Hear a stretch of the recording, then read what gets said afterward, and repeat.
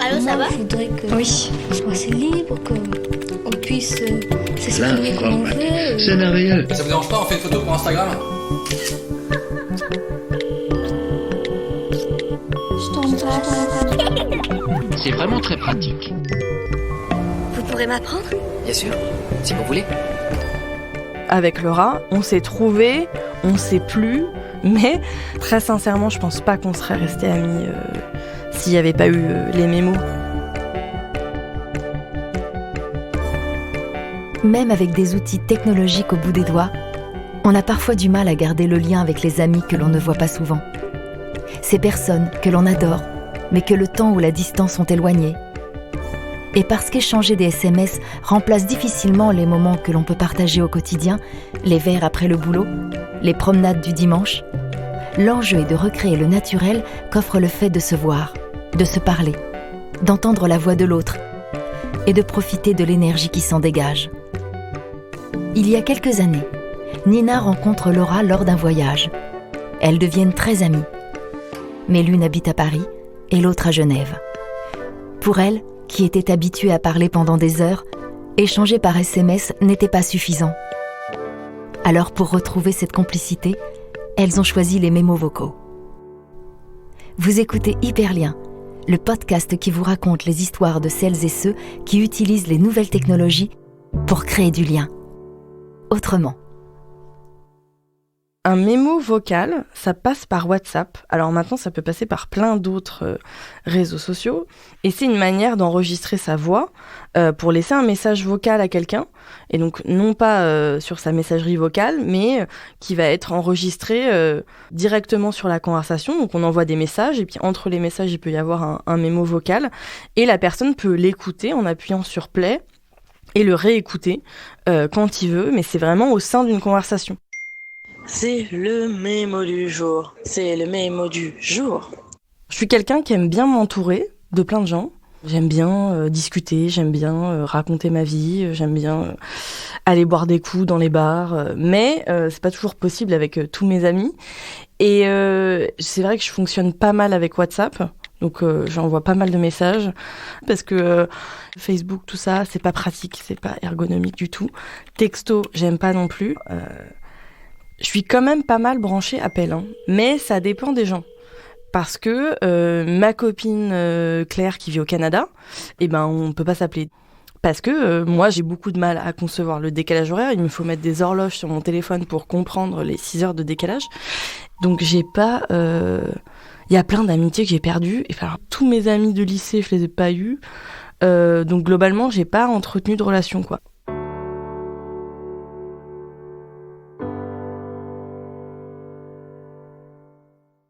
Je suis partie à Rio pendant 3 mois, entre janvier et avril 2015. Je suis partie en année de césure, en fait, pendant une période de creux dans ma vie étudiante, où j'avais envie de prendre l'air, j'avais envie de voir d'autres choses, j'avais envie de découvrir un autre pays. Du coup, j'ai trouvé cette association à Rio, qui s'appelait Tokendo Mvoce. Et donc c'était un institut spécialisé pour jeunes en situation de handicap. Donc j'ai rapidement appris qu'il y avait 2 autres bénévoles francophones, donc un français et une Suisse, une fille qui s'appelait Laura. Laura, on se parle sur WhatsApp, donc dans ce groupe avec l'autre gars. Et puis alors, c'est faute de français sur faute de français, c'est-à-dire qu'en fait, elle écrit en langage texto, ce que moi je ne fais plus depuis les années 2000. Et alors, en plus de ça, mais ça c'est mes a priori à moi, elle est tatouée de partout. Donc je vois sur une photo un gros tatouage tête de mort, qui est d'ailleurs très beau, qu'elle a sur sa cuisse, mais je me dis, ok, donc je suis face à une petite meuf tatouée de partout, avec un bulldog, qui est suisse, qui fait des fautes de français, qui aime Kenji, touche pas à mon poste. Au premier abord, je me dis, cette fille, ça peut pas être ma pote en fait. On n'a rien à voir. Et en fait, après, moi je me suis retrouvée là-dedans, j'avais besoin de repères. Donc rapidement, je suis rentrée dans le sens de Laura, quoi. J'ai été avec elle. Et puis, en fait, la première soirée qu'on a faite ensemble, on est tout de suite allé danser. Le ton était donné. Moi, j'étais dans une chambre toute seule avec un Argentin et on me dit, bah vas-y, mets-toi une robe et puis on va tous danser. Et bon, je pense que c'est peut-être là que ça a commencé, où je me suis rendu compte que Laura pouvait être un soutien.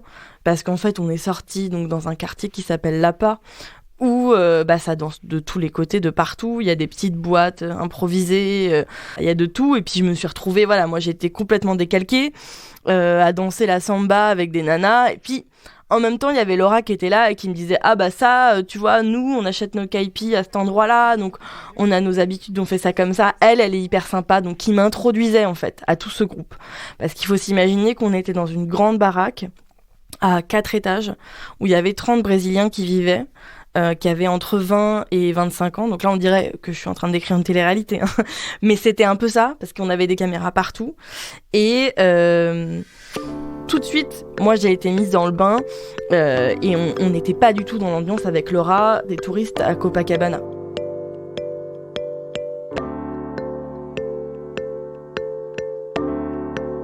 Je vois pas vraiment de déclic où on est devenu amis avec Laura.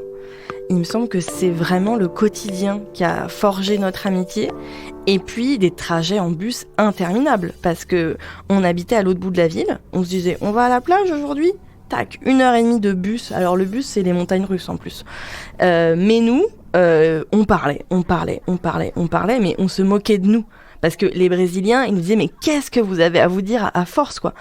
Et c'est comme ça qu'on s'est connus aussi bien, en fait. C'est comme ça qu'on a su qui était l'autre. Et c'est aussi pour ça que peu importe, en fait, qui elle était.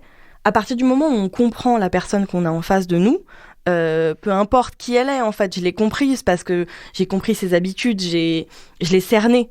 Et donc, à partir de là, qu'elle fasse pas les mêmes choix que moi, c'est pas un problème. On a eu cette chance, en fait. Il me semble que c'est une chance d'avoir pu créer ce ciment d'amitié, ce truc dont on n'a pas le temps, en fait. Et puis partager les mêmes galères et savoir qu'on peut compter sur l'autre. Et ça, c'était très important, je pense, dans notre relation à Rio. C'est-à-dire qu'on savait où était l'autre. Et donc, quand l'autre rentrait pas, on se disait, t'es où ? Toi, tu vas à tel endroit, alors on se rejoint. On faisait attention à l'autre.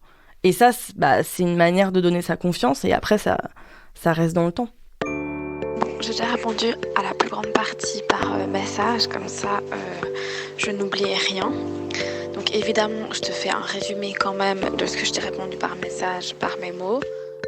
Au Brésil, les mémos sont complètement démocratisés. C'est-à-dire que c'est un geste, le fait de parler comme ça dans son téléphone, c'est-à-dire de ne pas avoir le combiné à l'oreille, c'est un truc qui est hyper répandu au Brésil. Je pense principalement parce que les forfaits téléphones coûtent assez cher et les forfaits internet, pas tant que ça. Donc les gens communiquent pas mal par internet et par les mémos et par WhatsApp. Moi, ça m'était utile au Brésil, notamment pour communiquer avec des Brésiliens, parce que je parlais très mal portugais. Et donc, vu que je maîtrise pas la langue, je ne maîtrise pas les conjugaisons, donc je fais une faute par mot, mais en même temps, je me débrouillais pour communiquer, et donc, il me suffisait de faire des mémos pour qu'on me comprenne.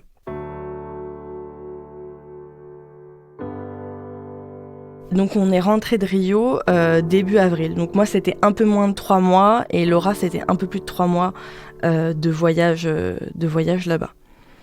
Et quand on est rentré, c'était assez évident qu'on allait se revoir. Et quand on est retourné en France, le premier mémo que m'a fait Laura, c'était un mémo où elle me disait « Bon, alors ça y est, maintenant on n'est plus ensemble, donc tu vas m'envoyer des mémos comme tu faisais à tes copines qui étaient en France, et on va se raconter nos vies. » Donc au début, évidemment, on s'en envoyait beaucoup pour se dire plein de choses, parce qu'on avait beaucoup de temps.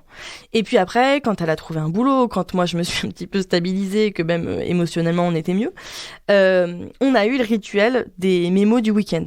Là, ça fait 3 ans, et je pense que les seuls week-ends où on s'est pas fait les mémos du week-end, c'était quand on était vraiment prise par autre chose ou en vacances. Mais en gros, il y en a peut-être 5, quoi. Et ça, encore très récemment, elle me le disait. Elle me dit, mais en fait, ça, je le fais avec personne. C'est-à-dire que moi, ma meilleure amie, je la vois, on partage du quotidien, mais je suis pas là dans l'analyse de ma vie. Même moi, les gens, je crois qu'il y a peu de gens qui sont aussi au courant de ma vie qu'elle. Et maintenant, j'attends un mémo de ta part, s'il te plaît. Donc j'aimerais les nouveautés, la soirée d'hier soir, comment c'était, si t'as un petit peu arrêté de déprimer, et tout. Je veux tout savoir. Je veux des mémos comme tu faisais à tes super copines quand on était à Rio. Parce que maintenant, ta super copine, c'est moi. Quand on était à Rio avec Laura, je lui faisais à manger. Et quand elle est rentrée en Suisse, elle avait vraiment cette image de moi, de la nana qui sait cuisiner, qui sait faire des gros plats avec pas grand-chose. Et du coup, dans les premiers mémos qu'on s'est envoyés, il y en a eu des très drôles où elle me fait alors, dans mon frigo, j'ai ça, qu'est-ce que je peux faire avec ? Et puis moi, je lui réponds, tu peux faire sauter ça, faire ça. Je suis avec elle dans son quotidien, je sais à quoi ressemble sa vie. Donc, je vais d'abord revenir les légumes avec de l'oignon et de l'ail. Et genre, au bout de 10 minutes, je rajoute le poulet. Et ensuite, je rajoute la sauce tomate. Et donc, Laura, quand elle est en train de balader son chien, je l'entends et puis elle dit « Lola, reviens !» Je suis avec elle. Et puis moi, de la même façon, je me balade dans la rue. Et puis là, je lui dis « Oh là là, il y a du soleil, c'est génial, on est bien, c'est beau. Tiens, je suis passée devant le resto, je vais t'amener quand tu vas venir à Paris. » Et tout ça, s'il n'y avait pas les mémos, je ne pourrais pas lui raconter. Tu vois, Laura, aujourd'hui, j'ai décidé de te faire un mémo de la joie. Donc les mémos, c'est super pratique parce qu'on peut écouter ça quand on veut. Donc c'est-à-dire que Laura, elle commence ses journées globalement à 7h du matin, elle est finie à 16h. Elle doit balader son chien, elle a plein de responsabilités, plein de trucs à faire. Moi, pareil, j'ai des semaines de partiels, j'ai des moments de cours qui sont plus ou moins intenses, j'ai des stages. Et donc, on n'a pas forcément le temps d'écouter le mémo ou d'être là pour se téléphoner. C'est-à-dire que c'est quand même assez drôle, c'est qu'avec Laura, on s'est téléphoné 3 fois, quoi. Mais pour caler un appel, on est là. Et toi, tu fais quoi à ce moment-là ? Moi, j'ai un apéro avec machin. Moi, j'ai ça. Alors qu'il n'y a quand même pas de décalage horaire avec Lausanne. Hein. On va dire qu'on n'est pas doué. Mais pour moi, dans le mémo, il y a vraiment de la vie. Enfin, il y a vraiment la vie de l'autre. Il y a sa voix, il y a son humeur, il y a son quotidien. Et puis, tout ça va être lissé dans un message. C'est-à-dire qu'on va faire attention à ce qu'on va dire. On va avoir notre correcteur qui va nous corriger notre truc. On va remettre autre chose. On va mettre un émoticône. Il y a un truc de construction qui est quand même un peu moins spontané. C'est comme s'il y avait un média supplémentaire de se dire « Ah, maintenant, je vais écrire. » Donc, c'est-à-dire que je vais le penser, je vais l'écrire et puis je vais l'envoyer. Alors que là, c'est « Je le dis. Je le dis et puis je le raconte. » Et comme ça, l'autre le reçoit tel quel. Ma grand-mère, là en ce moment, elle est en train de relire les lettres de mon grand-père où il en écrivait une par jour pendant 30 ans. Et elle relit tout ça et elle me dit « Ouais, mais toi, comment tu fais ?» Alors je dis « Moi, tu vois, j'ai mes messages et puis je fais des captures d'écran de mes messages. Puis après, je les garde dans mes photos ou mes messages vocaux qui me touchent vraiment, je les exporte et puis je me les envoie par mail. On sait pas bien comment, on sait pas bien pourquoi, mais je fais ça parce que ça me permet vraiment de garder du lien. » Merci ma petite chérie pour tes bons vœux. Tous mes petits-enfants m'ont appelé ou m'ont mis un petit mot. Et moi aussi je t'aime fort et je t'embrasse aussi fort. 1 an après qu'on soit parti à Rio, Laura avait encore plus envie d'y retourner que moi et elle a décidé de partir 3 mois là-bas.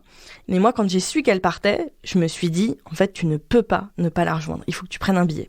J'ai pris un billet d'avion, j'ai fait 32 heures de vol, c'était n'importe quoi pour partir. En gros, 6 jours sur place. On a fait plein de choses qu'on n'avait pas faites quand on y était.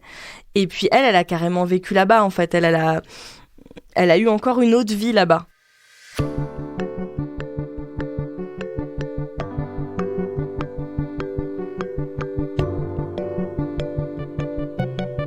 Alors Laura, je suis actuellement dans un studio et là donc c'est la fin de l'enregistrement, je tourne la tête et qu'est-ce que je vois ? Un ukulélé.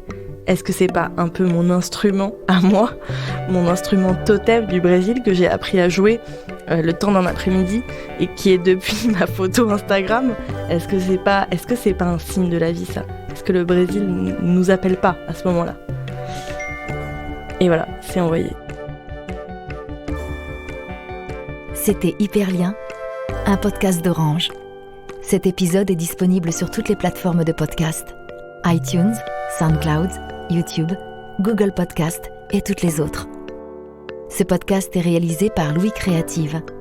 Surtout, n'hésitez pas à nous dire ce que vous en avez pensé dans les commentaires et à nous donner plein d'étoiles. À très vite.